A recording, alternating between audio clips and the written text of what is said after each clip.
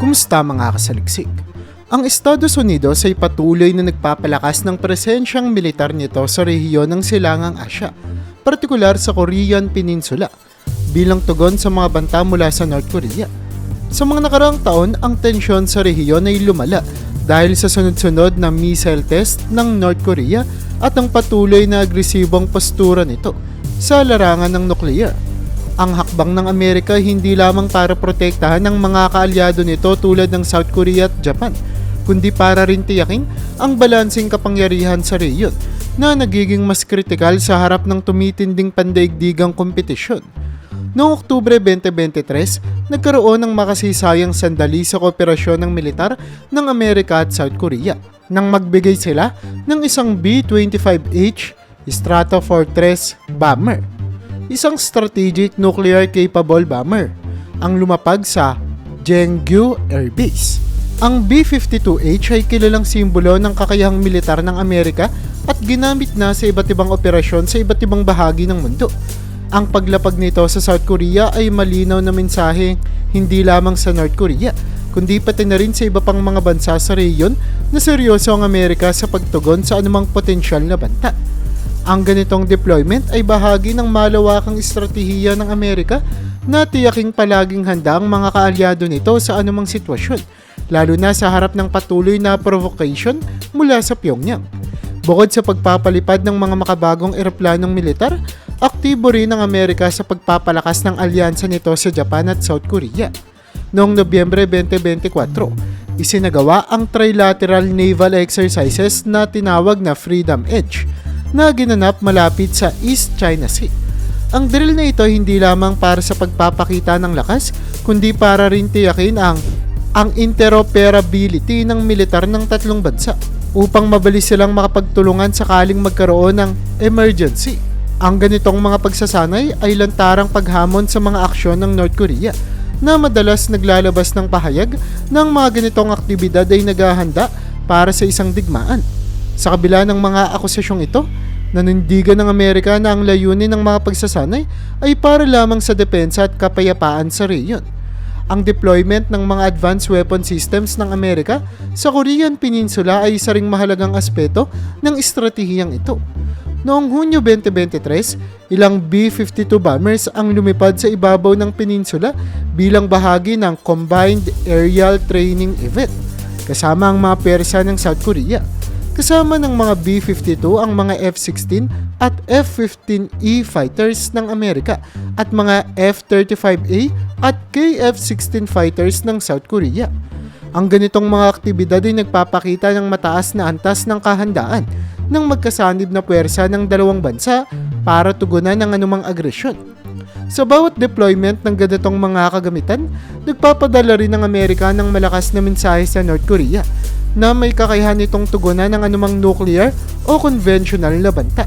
Samantala, patuloy din ang pagsasagawa ng malawakang military exercises ng Amerika kasama ang South Korea at Japan bilang tugon sa mga missile test ng North Korea. Isa sa mga pinakabagong drill nga ay ang nabanggit ko kanina na trilateral aerial drill na naganap noong Nobyembre.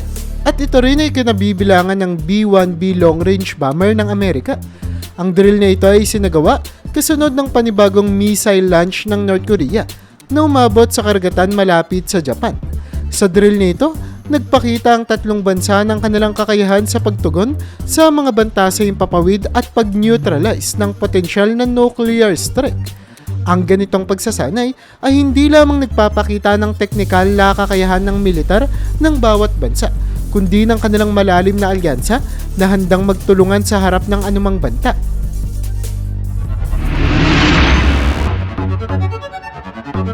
Ang Estados Unidos kasama ang mga kaalyado nitong South Korea at Japan ay patuloy na nagpapatupad ng malawakang economic sanctions laban sa North Korea bilang tugon sa patuloy na pagdevelop ng Pyongyang ng mga nuclear at ballistic missile programs.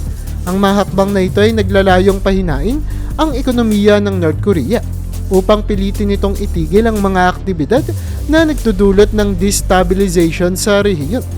Noong Setyembre 2024, nagpatupad ang Amerika ng mga bagong sanctions na nagtatarget sa 5 grupo at isang individual na sangkot sa pagpapadali ng mga pagbabayad sa pagitan ng Russia at North Korea. Ang mga transaksyong ito ay naglalayong suporta ng digmaan ng Russia sa Ukraine at ang mga programa ng armas ng North Korea. Ang hakbang na ito ay nagpapakita ng determinasyon ng Amerika na pigilan ng anumang kooperasyon na maaaring magpalakas sa militar ng Pyongyang, North Korea. Bukod dito, noong Oktubre 2024, inihayag ng Estados Unidos, South Korea at Japan ang pagbuo ng Multilateral Sanctions Monitoring Team. Ang grupong ito ay may layuning bantayan ang pagpapatupad ng mga sanctions laban sa North Korea, lalo na matapos harangin ng Russia ang pag-renew ng isang UN panel na responsable sana sa monitoring ng mga sanctions na ito.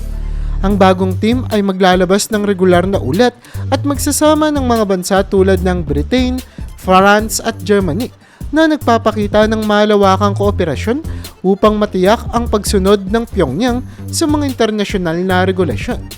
Ang mga economic sanctions na ito ay naglalayong limitahan ang kakayahan ng North Korea na makakuha ng mga kinakailangang resources para sa kanilang mga programa sa armas sa pamamagitan ng pag-target sa mga financial networks at mga entity na tumutulong sa Pyongyang. Umaasa ang Estados Unidos at mga kaalyado nito na mapipigilan ng pag-unlad ng mga bansa sa rehiyon. Gayunpaman, ang epekto ng mga sanctions na ito ay nakadepende sa kooperasyon ng iba pang mga bansa at sa kakayahan ng North Korea na umiwas sa mga restriction. Ang patuloy na pagpapatupad ng mga economic sanctions ay nagpapakita ng determinasyon ng Amerika na gamitin ang lahat ng posibleng paraan upang pilitin ng North Korea na itigil ang kanilang mga destabilizing activities. Ang mga hakbang na ito ay bahagi ng mas malawak na estratehiya upang tiyakin ang kapayapaan at katatagan sa rehiyon, habang pinipigilan ang anumang potensyal na agresyon mula sa Pyongyang.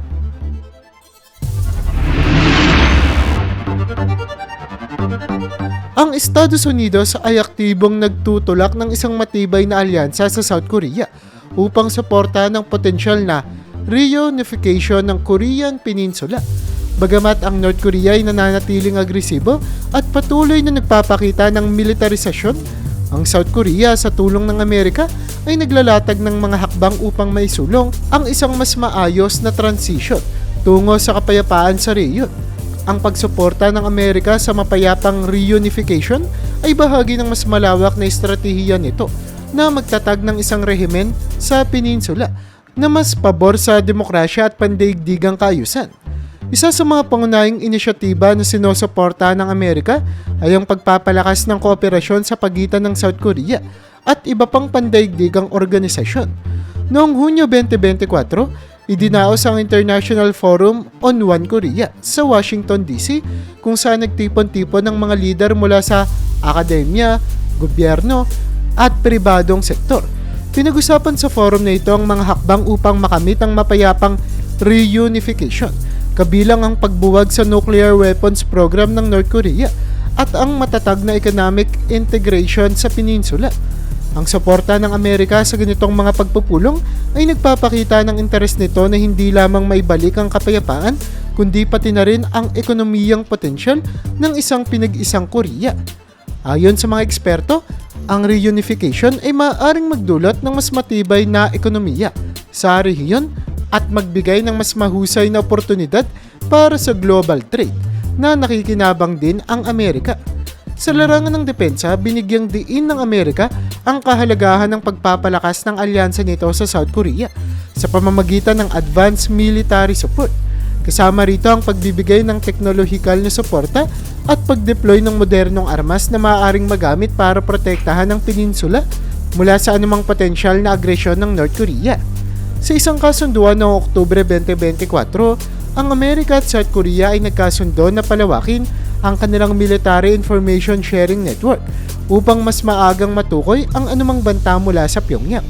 Ang ganitong kooperasyon ay kritikal sa pagtitiyak ng anumang hakbang patungo sa reunification ay hindi maaantala ng militarisadong aksyon mula sa North Korea. Kasabay ng mga militar at diplomatikong hakbang, sinusubukan din ng Amerika na palakasin ang ekonomikong suporta nito para sa South Korea bilang bahagi ng kanilang layunin na maghanda para sa posibleng pag-iisa ng South at North Korea.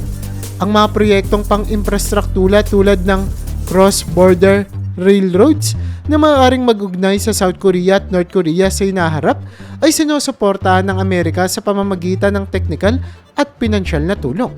Ang ganitong mga proyekto ay tinuturing na pundasyon sa ekonomiyang integrasyon na maaaring magdala ng higit na katatagan sa rehiyon. Gayunpaman, ang idea ng reunification ay hindi rin ligtas sa kontrobersya. May mga panig sa internasyonal na komunidad, kabilang na ang China, na maingat na nagmamasid sa ganitong mga hakbang. Ang isang posibleng reunification na may malakas na suporta mula sa Amerika ay maaaring ituring na banta ng Beijing, lalo na kung ang Korea ay magiging isang strategic ally ng Estados Unidos.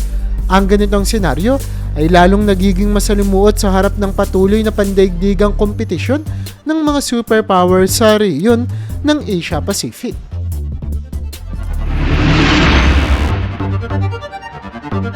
Ang Estados Unidos ay patuloy na nagpapakita ng kahandaan na magsagawa ng preemptive strikes laban sa mga nuclear facilities ng North Korea upang pigilan ang pag-unlad ng mga armas na nuclear nito. Ang estratehiyang ito ay naglalayong tanggalin ang anumang banta bago pa man ito may sa katuparan, na nagpapakita ng determinasyon ng Amerika na protektahan ang seguridad ng rehiyon at ng mga kaalyado nito.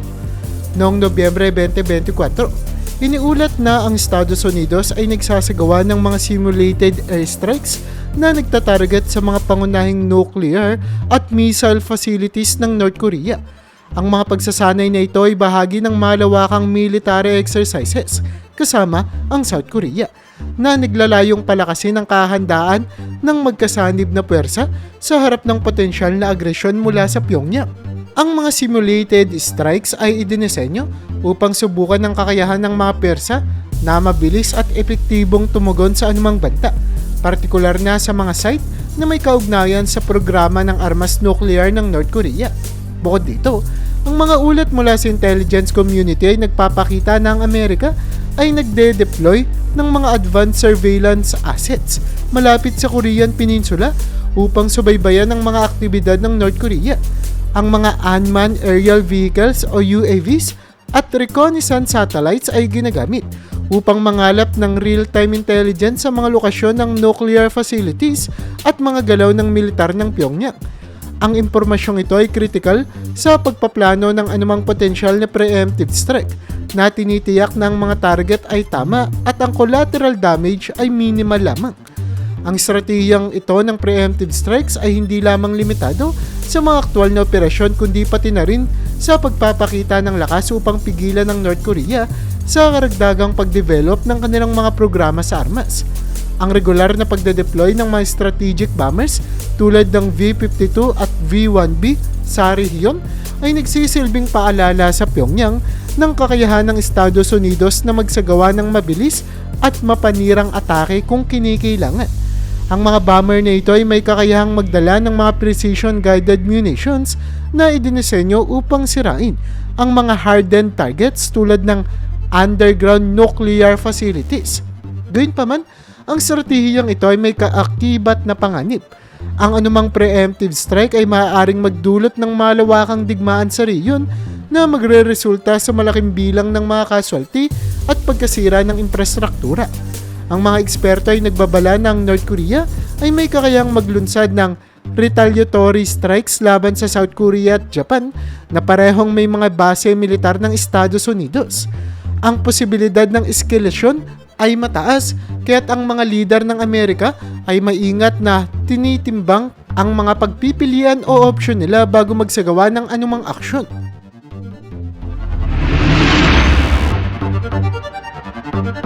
Ang Estados Unidos sa pamamagitan ng Central Intelligence Agency o mas kilala sa tawag na CIA ay patuloy na nagpapalawak ng mga operasyon sa loob ng North Korea upang mangalap ng mahahalagang impormasyon at mag-recruit ng mga individual na maaaring makatulong sa destabilization ng rehimen ni Kim Jong-un.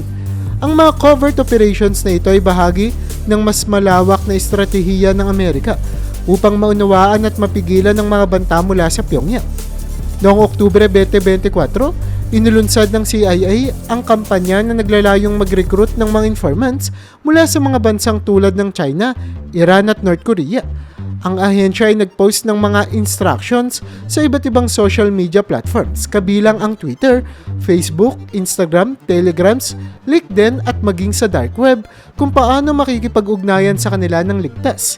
Ang mga mensaheng ito ay nakasulat sa Mandarin, Farsi at Korean na nagpapakita ng intensyon ng CIA na maabot ang mga potensyal na informants sa loob ng mga bansang ito.